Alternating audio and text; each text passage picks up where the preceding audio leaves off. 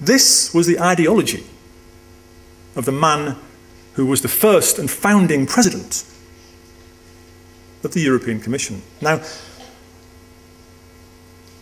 the authors of the book, my co-authors, Dr. Arth and Dr. Niedzwiecki, describing these routes at greater detail, we understand that this, if it's the first time you have heard about it, is deeply shocking. In fact, you'll be wondering how it is we can say these things and what evidence we have for Hallstein's speech. Well, we have good evidence, proof, in fact. We managed to obtain a copy of Hallstein's handwritten notes for the speech. You hear one copy, one page reproduced here, the others are available on our website.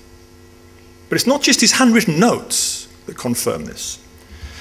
We also managed to obtain a copy of a newspaper report published the following day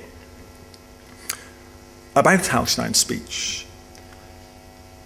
It describes the attendees, which included the entire elite of the Nazi state in the region, confirms the date and the venue of the speech.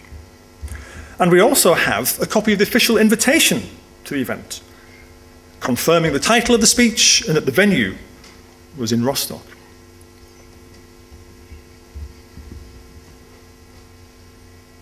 So ask yourself, how did a man with an ideology such as this come to be the founding president of the Brussels EU?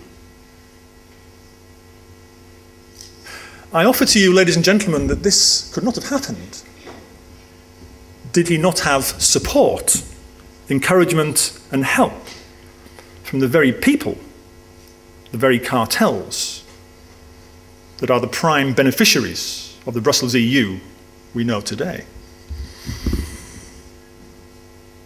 Coming back to the present, let's take a quick little look at this thing we call the Lisbon Treaty. This is the master agreement that Arno Scholte talked about in 1941. It would be possible to talk about this specific treaty for the rest of this evening. I'm not going to do that. I'm going to focus on a couple of points, the key points.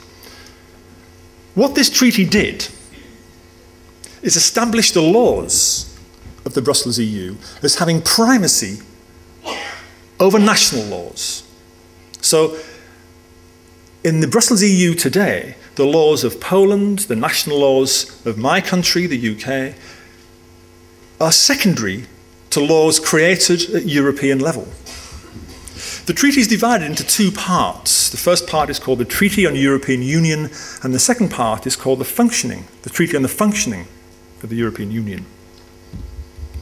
But there's something in this treaty, not only have you not been told about, but during the arguments and negotiations that took place prior to its passing, I am not personally aware of any focus being put on this fact in the media or anywhere. Because what it does, it places the Brussels EU definitively above the law.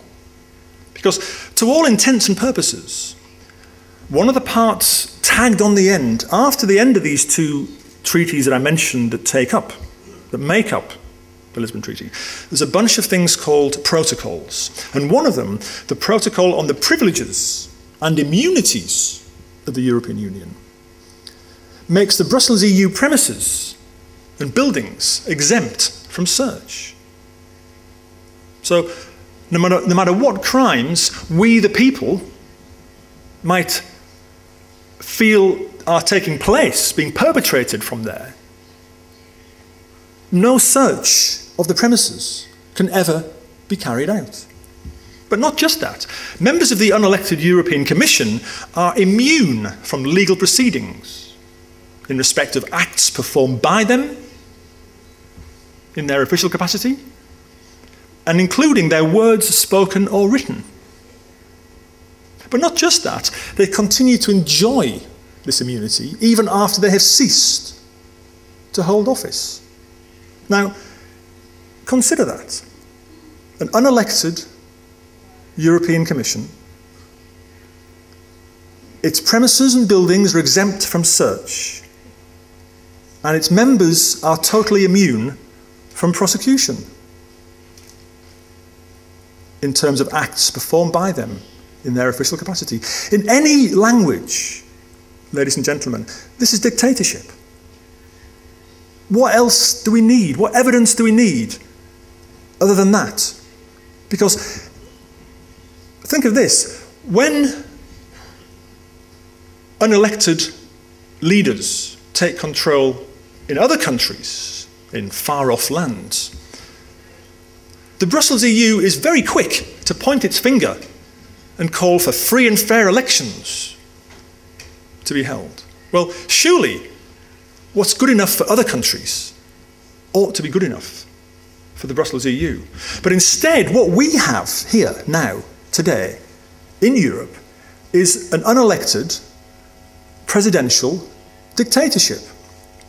Article 15 of one of the components of the Lisbon Treaty created the post of European Union President. But rather than requiring an election, like in America, Barack Obama had to stand for election in order to become President of the United States. That didn't happen here, because our President, this is our President, ladies and gentlemen, and none of us voted for him. I didn't vote for him. I didn't see any vote taking place where I could put a cross in a box. No, what Herman Van Rompuy had to do was to attend a job interview held by the Bilderberg group. This was widely reported. He had to meet with this elite circle of corporate interests that's under the control of David Rockefeller and chaired by the ex-EU Commissioner and pharma drug lobbyist, I might add, Etienne Davignon. The battle for democracy in Europe has lasted for centuries. It should have been over a long time ago. It is truly disgraceful that I even have to stand here today telling you these things. So next, we will look at one or two of the elements that you can help us with, support and participate in to help bring about positive change. Dr. Niedzwiecki talked briefly about the movement of life. What this is a global campaign for health, peace and social justice. It has to be a global campaign because, as I showed you earlier, the Brussels EU intends to export its model of undemocratic government worldwide. And also the most fundamental human rights are the rights to health and the right to life. Without these, none of the others can exist. But these rights are threatened by corporate interests who consider your body a marketplace. You probably consider that your body belongs to you. Well, it does. But to these people, to these members of this multinational cartel, your body simply represents a marketplace that it can use as an object for its drugs.